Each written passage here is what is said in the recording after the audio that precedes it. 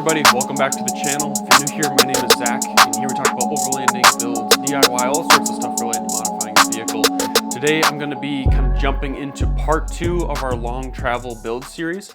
So if you haven't checked out the first video, I'll have it linked up here in the corner. Go check it out. It's really a sweet setup. I'm really stoked about this.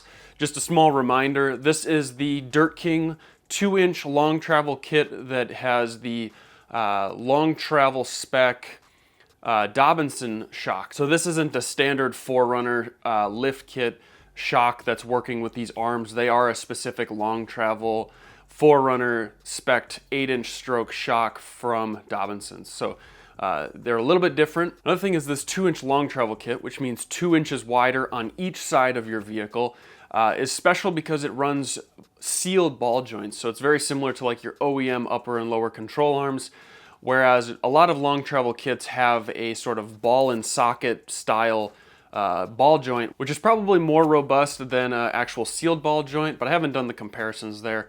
But that's why I think a lot of guys in the desert will opt for this. It might also be easier to replace, but they're a lot higher maintenance. They require a lot more grease, especially if you're out in like dirt areas. You got to continually clean them and re-grease them. And if you're somewhere like me where we have salt in winter and lots of like harsh weather conditions, they can be super high maintenance and really not practical in the winter.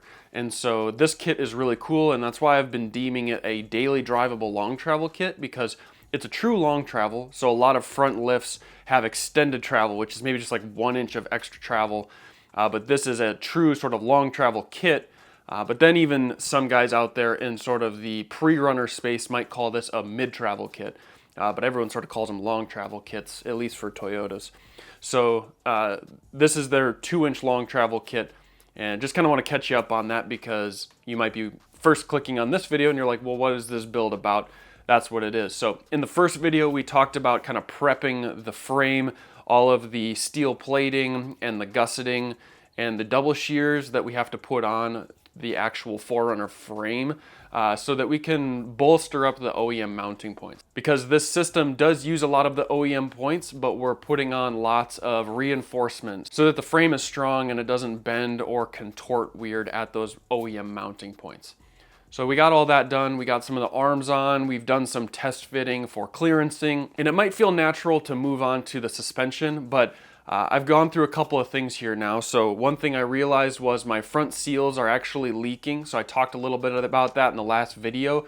I'm going to touch on that in video 3, because I actually think I installed them correctly in the last video, but there's just something I barely need to tweak. And so I feel like that video isn't necessarily wrong, but I didn't really dive into the specs on how to place those seals. So I'm going to do that in the next video. But this video is going to be all about the big brake kit for the 4Runner. So I'm going to talk about how you prep that hub, how we put together this power brake kit, and what comes in the kit, etc. So we'll do that first, and then I'm going to go to the suspension portion of it, because that's sort of the last piece we have to tune in for assembling all of this. And there's a couple of details that really kind of came into play, because I did the install and then I needed to disassemble it and fix some things. And so the big brake kit was fairly straightforward, and now I want to share with you some of the things that I've been tweaking as I've been doing the install. So I filmed all the install, but I want to share my new knowledge within my install video, so that's why we're kind of going a little out of order here. But bear with me. I think that the next video is going to be really insightful and hopefully helpful for some of you trying to do your own DIY install of a long travel kit like this. So, all right, well, thanks for watching. I really appreciate all of you guys' support. Let's first start out with an unboxing, and then we'll do kind of the install side of everything. And I'm not going to fully walk through how to bleed the brakes, but I'll kind of talk through it a little bit just to kind of share the process. All right, well, each side for this big brake kit comes in its own box. So I'm going to open up the side that I thought was a little more interesting and just kind of walk you through some of the unboxing. And then we'll get it out to the vehicle, and I'll actually show you installing it on the vehicle. So if we open up this box is the left front, or the driver's side in the US. All right, well, maybe the least eventful, but still important, is the rotor. This is the driver's side rotor. So this rotor is larger than stock, and that's important because Any extra volume you have in your rotor size will be useful for kind of helping to absorb heat. And then as you absorb more heat, that keeps it cooler. So it distributes that heat across all the material. So you just grab this here, lift it up. It's a very thick rotor. I'll show you them side by side, and then pull it out of the bag here. Kind of the thing that a lot of people showcase is this temperature system. So these different paint spots represent different temperature maximums. So as your rotor gets hotter and hotter, it'll start to cause each of these color spots to turn white. So that's useful in case you think that maybe you have a piston that's seizing or something and you feel like your rotors are getting extra hot. So that's kind of the thing to note. And then these fins in here are shaped accordingly so they scoop air as you drive. And yeah, those are some features. These are also slotted, so that helps with a little bit of cooling as well. Other thing is hand and just any sort of body oils. If you touch this surface, people say it's not great. I mean, you can. I've heard people say it doesn't matter at all, but I've also heard that your pads will bed in better on this surface if you don't touch it with your hands. So I should probably be wearing gloves or just try to not touch it. One thing I've really liked is all of this stuff is like independently boxed. And while it's not exactly necessary, it's really useful, and I've just felt like the packaging and the install approach for these has just been so nice. So here they've got a breakdown, they've got so many instructions, and I just feel like they do a really good job of helping explain how to install everything, and not all companies take the time to do that. So a lot of people will order red brake calipers from Power Brake, but being that my build is basically like all blacked out, I opted for their dark gray color. So they only sell two colors, red and dark gray. Pull this piston out here. It's a sharp piston. You can see the bolt holes here. These are recessed so that you can still fit these under a 17-inch wheel. And then we've got our banjo bolt hole there. I'll show you the brake lines in a second. Then we've also got these temperature measurements on the side here. This is a 6-piston system. Stock systems are a 4-piston system. One thing I think that's really interesting is these have internal boots. So everything is self-contained, and then they are stainless steel instead of aluminum. So they have a lot of benefits as far as durability compared to standard calipers. So you get what you pay for when you pay for these. I also think, I don't know, this is just kind of a hunch, but I think that having more pistons allows them to have a longer brake pad. So it's already really hard to fit these with a 17-inch wheel, but you can do it. And I think what they did is they opted for a longer caliper as opposed to a taller caliper. So another way to get more surface area on your brake pad would be to create a taller brake pad. And I think what they did is they opted for a longer with around the same height so that you could still fit a 17-inch wheel. So there's probably other brake manufacturers out there that would have a 4-piston setup, but then the 4 pistons are maybe bigger so that they could push a different size pad onto your brake rotors. So that's a hunch I have as to why maybe it's designed this way. Also, maybe with having more pistons, if one fails, you have more to help push that pad, and that might be a nice fallback as well. They also mentioned that it's nice that this is joined up here at the top. Typically, the entire top is open, but this is joined because as you add those more pistons, it's a longer span. So this just adds some extra durability and stability. So just some kind of last minute views here.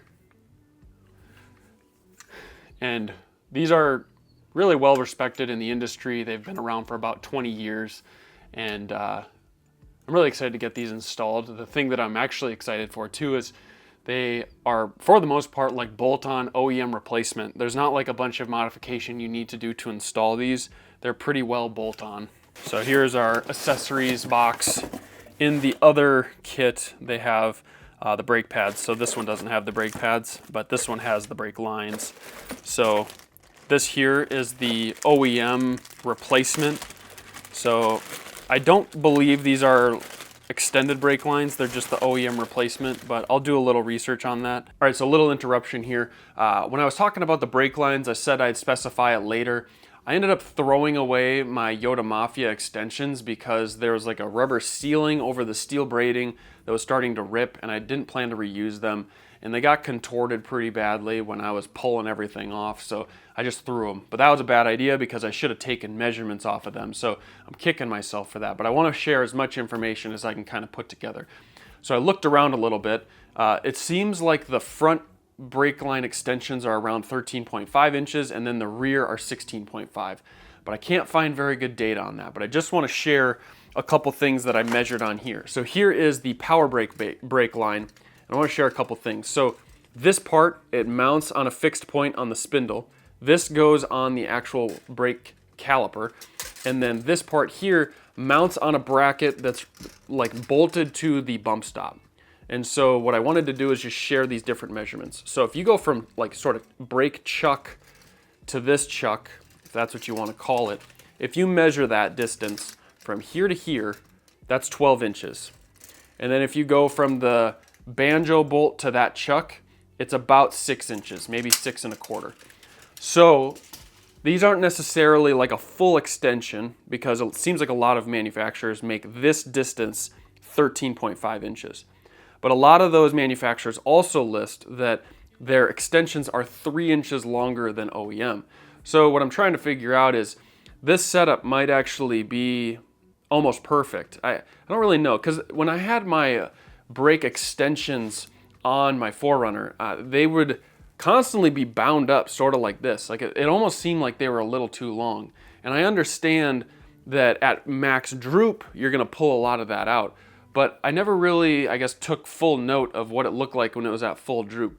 But I'm thinking that maybe Power Brake is trying to split the difference there a little bit. Or maybe these are designed for a lift that's not extended travel, it's just a front lift. I don't know, but I just wanted to share these dimensions. So OEM, I think, is 10.5 inches. These are 12. Full extended brake lines are 13.5. So reach out to Power Brake if you've got more questions about this.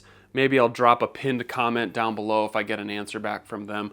But this is just some dimensions on this brake line so that you've got some extra information. So hopefully that's helpful.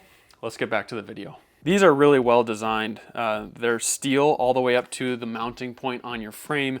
And one thing I think is cool is my old extended brake lines would rub on the body mount for the bump stop, but these don't. So I'll show you kind of where this sits.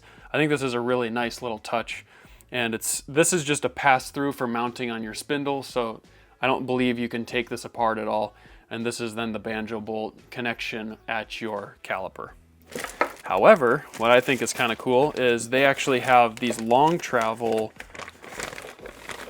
banjo bolt brake lines. So I told them, hey, I'm installing a 2-inch long travel kit from Dirt King, and right now the extended lines they include go from the frame to the spindle. So do you have any way to interface from the spindle to the brake caliper? And they're like, yep, we do. It's right here. So this should be perfect. I'm really excited to mock this up and see how it fits. So I've got this steel part here, and then this is the part that should screw right in to that brake line. So we'll mock all that up, make sure it fits, but I'm hoping that's going to be just a super easy install. So, and I'll show how this cable would land on the 4Runner if I was installing the OEM cables, but we'll kind of figure that out here. So, and we've got just some other hardware here. We've got 2 mounting bolts for the caliper, and then there's some sleeves here. We've got some clips, and then this is a bracket that's an adapter for the OEM holes on the spindle. We'll use this to mount up our caliper. So then look at this massive install instructions manual. It's got all the torque specs, everything we need. So pretty sweet. Nice, some stickers here on the back. I'm looking forward to getting this all installed. The 4Runner has been a little bit slow to stop with the OEM brakes. It's been okay when I drive on the roads and when I'm driving with less weight on the vehicle, like I'm not packed up for a trip. Then it seems to be okay, but what I'm really worried about is if I'm on a trail and I'm on an incline or a hill and my brakes are starting to heat up. I've noticed that in some of these really hot days that my brakes are kind of mushy. So I'm really looking forward to getting this kit, because I think it's going to be, you know, maybe not necessary for someone who's only doing highway driving, but for sure if you're off-roading, I'm really excited about this because it's just going to give me some peace of mind. So my vehicle's pretty heavy, so I'm looking forward to getting this installed. And while I had everything pulled apart for the long travel kit, I figured this was a great time to swap them out.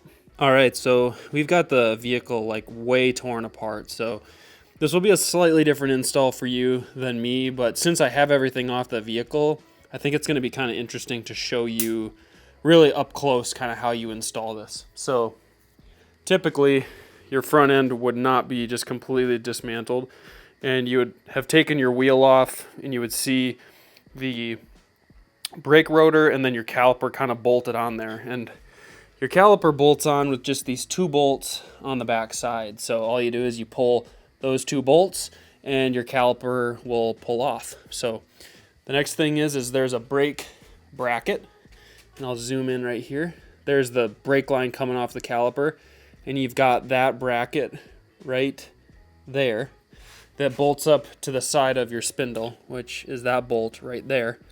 So you've got this bracket that comes down to your caliper. So if we come back over here, then you typically have a brake line that comes from like right here, sort of floating up to where that bolt is on the frame. And that's where like people will put in an extended brake line because that distance is longer now that you've lifted it. So what I'm doing is, you can see my brake line right there, that how that has a 90-degree in it. There is this extension bracket that allows your body and your frame to move up and down. And that interface gets mounted a little bit differently with my long travel kit. This is the long travel brake line. So it has a little 90 in it. It comes in here, comes out the top there. So the cool thing is Power Brake has this little extension piece that connects to this extended brake line, because this is designed to attach at my spindle right at that bolt point. So this little cable right here will take the place of that little cable right there between the bracket and mounting to the caliper. So that explains the brake line. But what I wanted to show you is, a lot of times you would have an extended brake line and you'd be using the OEM one. And this bolt right here is also another brake line bracket. And so the cool thing is, this allows you to bolt up your brake line right here. And this, if it rubs at all, it's not a big deal. That's what I was talking about earlier. That was kind of a cool feature of this extended brake line that they provide. So that'll allow for any rubbing there, but then also probably rubbing on your strut or anything. It helps to protect it. So I think that's a really cool feature. Now, before we get too far into this install process, what we have to do is pull everything off, and then we'll start putting on these adapter brackets. And I wanted to just show you kind of the process for this. So here I've already installed this bracket. What you'll have to do, and this is what I did, is it bolts on the back side. So I lined it up with the holes the best I could and drew some lines on my guard here on where I needed to trim it. And I've already tested the rotor on this one and spun it to see if it rubs, and we're good to go. On the inside here, I kind of there's a whole ridge on the inside, and I hammered that so I got a little bit more clearance. And so now when I spin it, it won't rub at all on that guard. So everything, we've got the clearance we need. There are these little sleeves included, and they go right inside of these holes. So some people have M12s and some people have M14s. I have M12s, so I need to put those little sleeves in. So that's all we're doing. We're getting all this bolted up, and then I'm going to hit the back of these with just a little bit of paint. They're already pretty rusty. It's pretty hard to clean them up, but hopefully that'll just provide a little bit of longevity. So I've taped them off a bit to try and keep it clean. So that's what we're doing. Time to keep on moving. And on the Dirt King kit, there's a bolt and there's a little spacer. Make sure to put this spacer between the spindle and the bracket. That way it's actually spacing. If you put it at the bottom, you're not going to get any spacing. All right, so we've got the spindle on the car and we're starting to get everything assembled as far as brakes go. So now that we've got the spindle on, I've cleaned up the face of this rotor really nice. So I've got this little hand wire brush that I use to get in between these spots here, like so, and I had to cut this down quite a bit so that it's nice and slender to fit between there.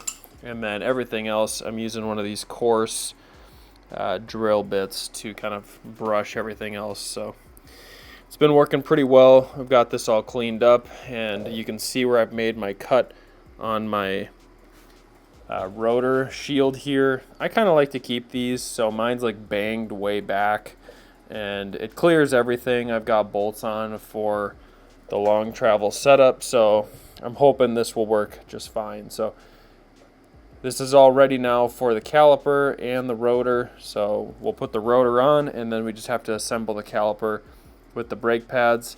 They take 2 pins and 2 clips per pad.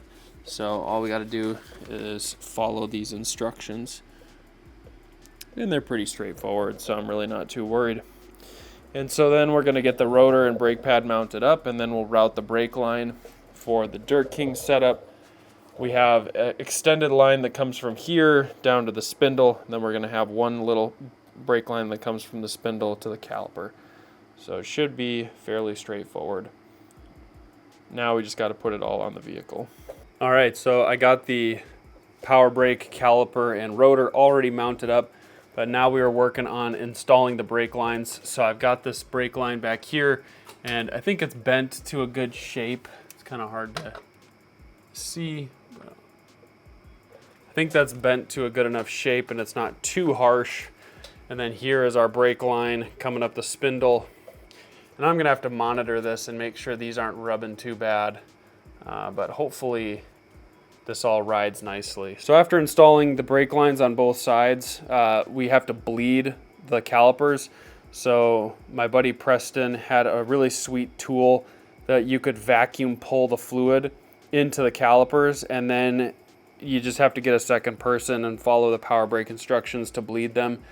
You start on the side farthest from your reservoir, so for that would be on the driver's side for me. So you do the passenger side, outer side, then inner, and then you do the same over there. There's a cool tool for cracking them free, and then a little hose that helps to run that down into like a drip tray. So that's all you really got to do, but that's pretty standard for all brakes. These just have 4 bleed screws instead of your standard 2 or 1 per caliper on like the OEM setup. So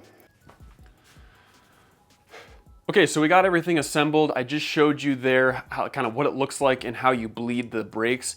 So these are really big calipers, so they're going to take a lot of fluid. Some of the pro tips I've been told is to open up the top of the brake reservoir, because that allows it to breathe nicely, so you don't get weird like air suction up into the lines. So it's kind of like a breather hose for that oil flow.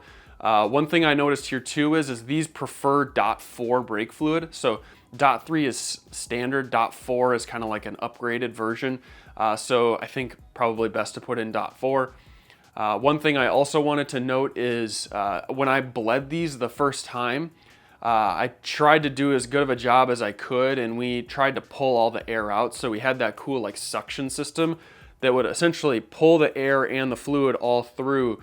And so it's a nice way of like filling up the calipers before trying to actually bleed them, because a lot of fluid needs to like flow into them. And I think the problem is like gravity feeding them takes a really long time. So you might need to use like a special system for that, or just wait a long time. I don't have a ton of experience with bleeding brakes, but this has been sort of my experience so far. So then once we filled up the calipers and added all of that, we tried to bleed them the best we could. And so what you do is you start farthest away from your reservoir and you work toward it. So I talked about how like you go outer passenger brake caliper bolt, then inner passenger, then outer driver, then inner driver, because we've got 4 bleed screws, so it's kind of crazy.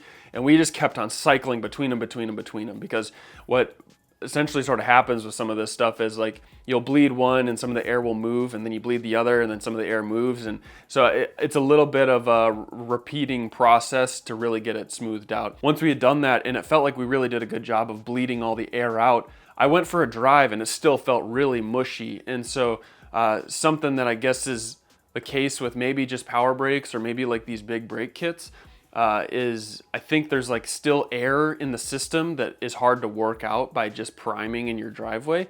I don't really know, but I was reading online, you know, maybe it's also a mixture of the bedding in process where things will feel mushy because even though it squeezes on the caliper, maybe it doesn't have as good of a grabbing power until those pads bed in. I don't know, but I ended up driving around a little bit, kind of trying to bed it in, getting the truck jostled around a little bit too. And so, you know, once I did that, then I came back home, I bled it again, and I just did like a little test lap, you know, slow speeds, kind of just around my block, and then bled it again. And then we did the same thing a couple of times. So every time, like I mentioned at the beginning of the video, I had to take off a couple of different components and reassemble them because I had to respec some of my suspension, and I now need to fix some seals. So every time I was taking that stuff off, I just checked the bleeder screws and bleed a little bit of air out if I could. So it's really important though at the very beginning of this process to really watch your reservoir, because as these calipers fill up, they'll pull a lot of fluid. So then you want to make sure you get up there and you top it off. So there's a lot of good videos on how to bleed brakes, and if you're not comfortable with it, just take it to a shop. But if you're going to do this install, you really kind of have to do it in your... If you're not comfortable with bleeding brakes, you know, maybe you have a friend or a mechanic who could come over and help do that with you. You know, it's a dangerous thing because if you don't do it right, your brakes aren't going to work. So you have to be very careful. And then if you are trying to do this yourself, you have to sort of do this at home, or else you're going to have to throw your truck on like a trailer or a tow truck and bring it into a mechanic to have them do it. So this is a part of the process that kind of has to be done where you do the brake install. So just be aware of that. But there's also some pretty good instructions on how to bleed the brakes, and they include this nice tool and hose. So it's manageable, but if you don't feel comfortable with that portion of the install, it might just be best to get this kit and then have someone install it for you. So those are sort of my precautions, just to be careful, because if you don't have brakes, it can be a really dangerous thing. And so that's why I was really cautious and had some other people also help me learn how to do this process. So, all right, that's it so far. One thing I'll mention is I'm doing all of this install work, and I took my truck actually out to Colorado to Overland Expo Mountain West, and then we did a full trail day with the Dobinsons team, and it was a lot of fun, and I got to really put my brakes to the test, and I was really thankful to have them because they did a really great job of slowing down the heavy 4Runner because I was fully packed with all my camping gear and everything. So, you know, this is something that I'm really looking forward to testing out more, but it's already like a night and day difference. And I could do like some sort of quantitative comparison, but it's kind of like a landslide improvement. So I don't really know or feel like that's worth showing. And I also didn't really collect all the initial data with my OEM setup. But just driving around with nothing loaded up on a hot day, my brakes were starting to get kind of mushy. In colder days, it wouldn't be as bad. And since I mostly camp when it's cooler out, like especially spring and fall and winter here in Minnesota, that was kind of really where I was mostly focusing on. But, you know, it would have been probably good to show a comparison of those two, but I felt like I couldn't really put together a super accurate braking distance test all on my own. I really would have liked to like film it with a drone that didn't move or something, but I don't have a drone. So maybe we'll do some sort of comparison in the future. I've got some friends with lifted 4Runners that have lots of camping gear, so maybe we'll do sort of a side-by-side and we can drive in parallel on like a dirt road with a drone up, and you can see like when we both start to brake, you know, maybe one will come to a complete stop sooner or something like that. So maybe we'll do a comparison in the future, but for now I wanted to just get everything dialed in and kind of get some first impression testing done. So all right, well, that's going to be a wrap for this video. Thank you so much for watching. I appreciate all your support. Anything in the video that I think is like useful, I'll try to link down below. And stay tuned for part 3. That's going to be coming, and I might even have to do a part 4. We'll have to see. So, all right, well, with that being said, thanks for watching, and I'll catch you all in the next video.